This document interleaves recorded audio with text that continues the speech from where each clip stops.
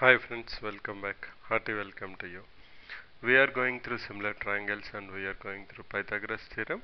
We have proven Pythagoras theorem using similar triangles concept, and after that we have looked into some examples related to Pythagoras theorem. In this session, we'll try to see how we can provide proof for Heron's formula. That's nothing but area of triangle equal to square root of s into s minus a into s minus b into s minus c, where s equal to a plus b plus c by 2, where ABC are the sides of a triangle ABC. Now how we can do that with the help of Pythagoras theorem? How we can do the proof with Pythagoras, or we also call it as algebraic proof. So let's look into that. It's going to be a little bit interesting. So I just thought we will do it as part of Pythagoras theorem. Okay, let's look into that. Now we know how to find out a area of a triangle is nothing but equal to half into base into height. So we know that area of any triangle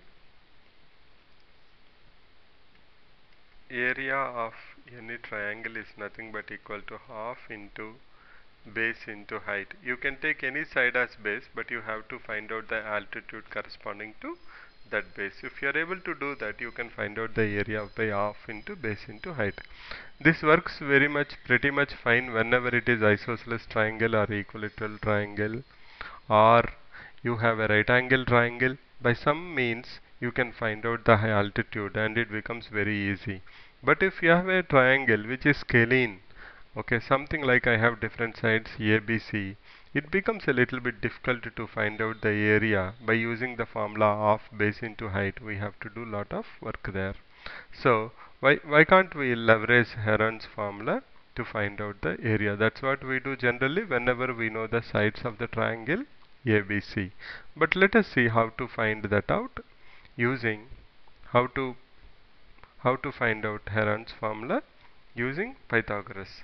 We have a triangle ABC here. You can see that A comma B comma C are sides of the triangle ABC.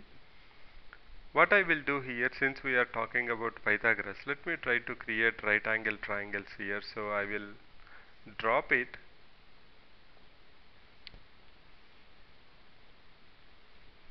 I will drop a perpendicular from A to BC. Looks like something like that. Then that's a perpendicular. So you can see that angle is 90 degrees here. Okay, right. Now let us say that this distance whatever we have from B to, let this point be x, equal to small x, and this distance be a minus x.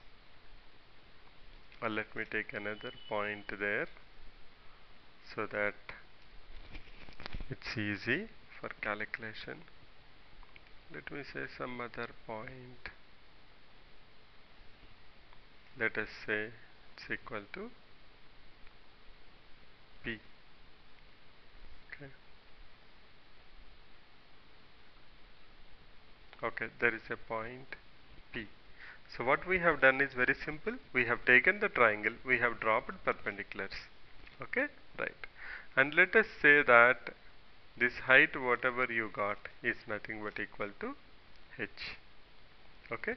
Now you can see pretty simple from these two triangles. You can see that triangle ABP or APB, and also there is another triangle APC. Both of them are right angle triangles.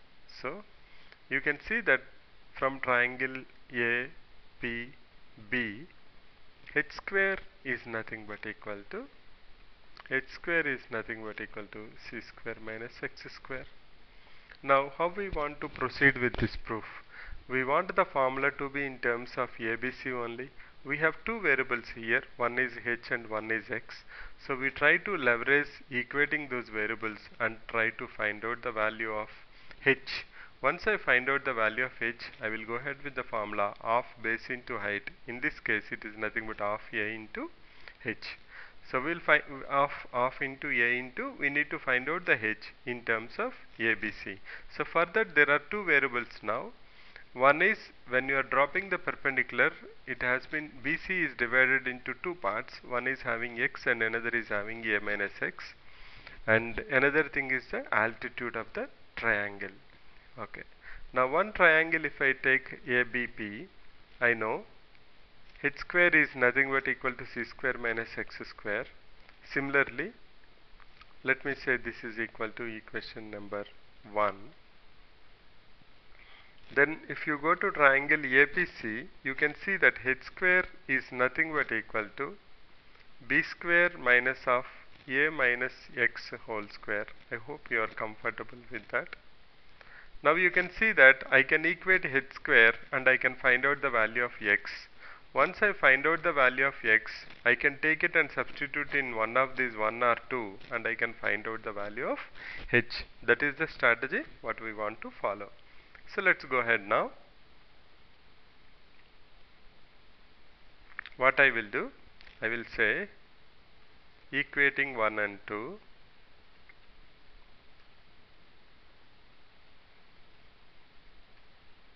If you equate 1 and 2, you will have c square minus x square equal to b square minus of a minus x whole square.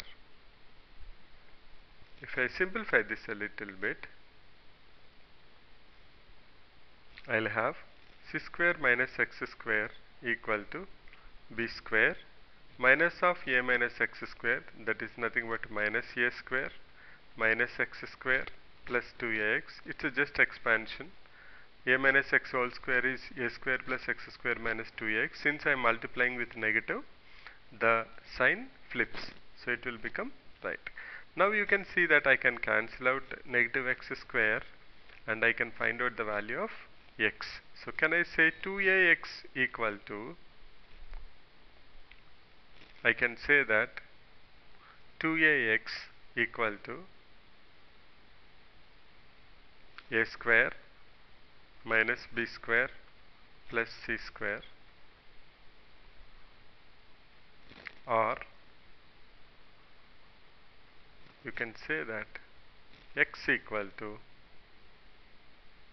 a square minus b square plus c square divided by 2a. So this is interesting. Now we got x in terms of ABC, so I can go to any one of these equations, any one of them, either 1 or 2. I can go ahead and substitute, then I should be able to get something interesting out from there. I should be able to find out the value of h. Let's go ahead and do that. Okay, so I will say I know x now, so I can go ahead and substitute that in equation number 1, substituting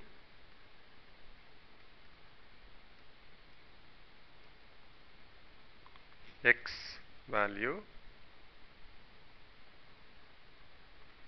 in equation 1, what we will have, h square equal to c square minus x square is nothing but a square plus c square minus b square by 2a whole square. We need to do little bit of work now, so I'll go ahead here in this direction. That will be nothing but equal to h square equal to, if you agree, you square this up, you will have 4a square, so I can say 4a square c square minus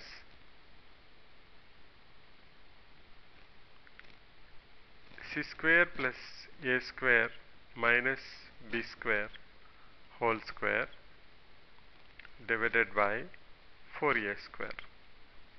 Now what I can do is,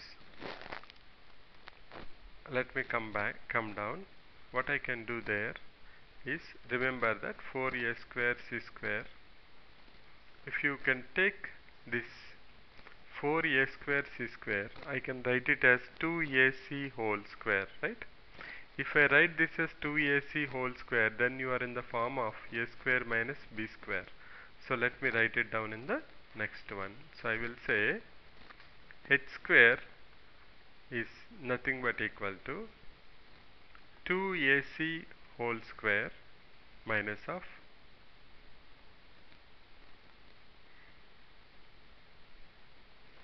c square plus a square minus b square whole square divided by 4a square. And this is in the form of a square minus b square. So I can make it as a plus b into a minus b. It becomes 2ac plus c square plus a square minus b square into 2ac minus c square minus a square plus b square. That you have to divide with now 4a square. Let's go to the next one. Now what I can write this is interestingly, if you see here, this whole thing you can write it as c plus a whole square. So I can make it as c plus a whole square minus b square. That whole thing we have to multiply with. If you see here, you have 2ac term, but you have c square a square negative. That means you have to subtract it.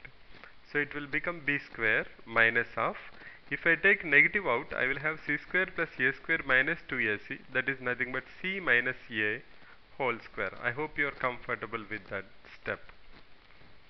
Now again you are in a square minus b square format. So it becomes c plus a plus b into c plus a minus b, because now these two are in a square minus b square format. You can write them in a plus b into a minus b. That's nothing but equal to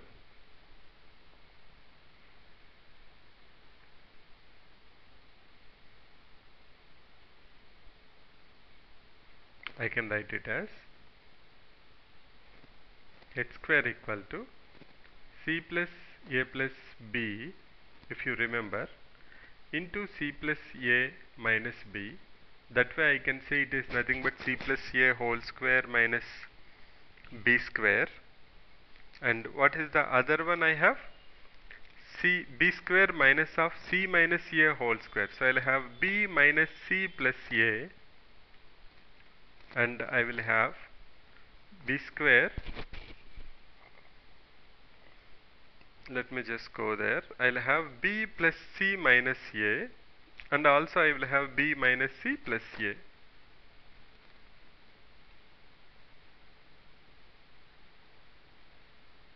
Okay, this is what we have. Now this whole thing we have to divide with 4a square. We are reaching now almost the end. Now only the thing I have to remember now is that s is equal to 2s equal to a plus b plus c. If you take, I can write this as 2s into, this is nothing but a plus b plus c minus 2b, right? I can write it as 2s minus 2b. Similarly, I can write the next one as 2s minus 2c. I can write the next one as 2s minus 2a divided by 4a square. Now the next one will be the last one. That's nothing but equal to, you can take 2 common, 2 common, 2 common. So you will have 16 into s into s minus a into s minus b into s minus c divided by 4a square. 4 will go 4 times. So that's about what we got with h square. So let's go back and see what we got. We got h square equal to s into s minus a into s minus b into s minus c divided by a square, and I have 1 4. What I have left out there? I have 4 left out. 4s. Can I say h is nothing but equal to 2 by a into square root of s into s minus a into s minus b into s minus c. Now what is the area of the triangle? We know area of the triangle is equal to half into base is nothing but here a into h. Now when you multiply half into a with 2 by a and multiply with whatever you have in roots, that is s minus a into s minus b into s minus c, you will get the result. Whatever is needed, that's nothing but area equal to square root of s into s minus a into s minus b into s minus c. So we have seen how we can leverage Pythagoras to find out the to prove Heron's formula. Heron's formula says area equal to square root of s into s minus a into s minus b into s minus c. That's useful whenever you have three sides of a triangle and you don't know the altitude of any one of the sides. You can directly substitute the values. We know that we have done a lot of examples on that. Maybe we can do some more. But we have proven here how we can do that with Pythagoras. For that, what we have done, always Pythagoras works on right angle triangles. So we dropped an altitude from A, made it into two right angle triangles. We have two variables now. We have to find out ultimately the height of the triangle, altitude, so that you can apply the formula of base into height. But to find out height, what I have done, I have equated height, whatever I have, h square equal to c square minus x square is equal to b square minus of a minus x whole square. Then from that I can find out the value of x. Then I can substitute this in any one of the equation and find out h square, by which I can find out h. I can go back to the area and say half into base into, substitute the value of h. That gives me area equal to square root of s into s minus a into s minus b into s minus c. So that's about Pythagoras theorem, Heron's formula proof. Thanks for visiting. Bye for now. See you in the next session.